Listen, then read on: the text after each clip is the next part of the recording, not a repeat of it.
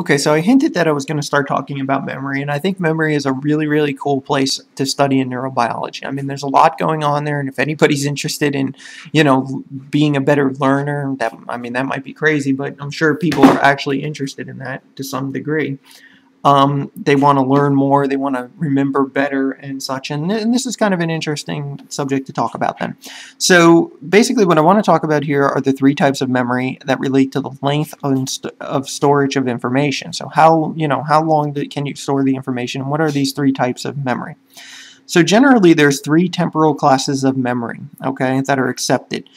And the first one is called this immediate memory, okay? And the immediate memory is basically the routine ability to hold ongoing experiences in mind for fractions of a second. So this process of memory only lasts for fractions of a second, okay? It's not real long lasting, and it's just the ability to kind of be in the moment, so to speak. And the second class is known as working memory, okay? So the second class is known as working memory, and it's the ability to hold information in mind for seconds to minutes, okay? So once the present moment has passed, I want to hold the information in mind for a little bit longer, for seconds to minutes, a little bit more time, not just the immediate, the present moment passed. I want to remember something about the present moment. So I go to this, the information goes to this working memory, okay? It holds it for seconds to minutes after the present moment has passed. And an example of this might be like searching for a lost object. Okay, you lost something, you lost your keys to your car, whatever. And you don't want to keep looking in the same place. Okay, if we didn't have this working memory, we might keep going over the same ground over and over again, and not realizing we're doing it. So it's important to kind of have this process, this working memory. And the third category, which is probably the most familiar to everybody and most talked about in general conversation, that is the long-term memory.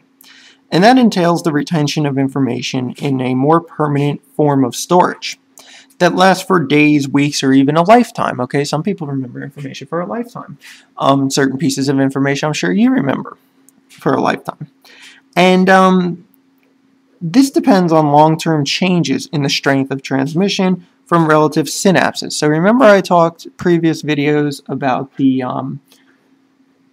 neurodevelopment, and I said that if we understood how to strengthen synapses, well, here you go. I mean, long-term memory depends on the strength of transmission from relative synapses or actual outgrowth. So how can we do that? How can we strengthen these synapses? And one of the things, of course, you can do is practice, and practicing, math problems or whatever it is you're trying to understand over and over again, and working hard at it to develop understanding is really useful technique for committing something to long-term memory.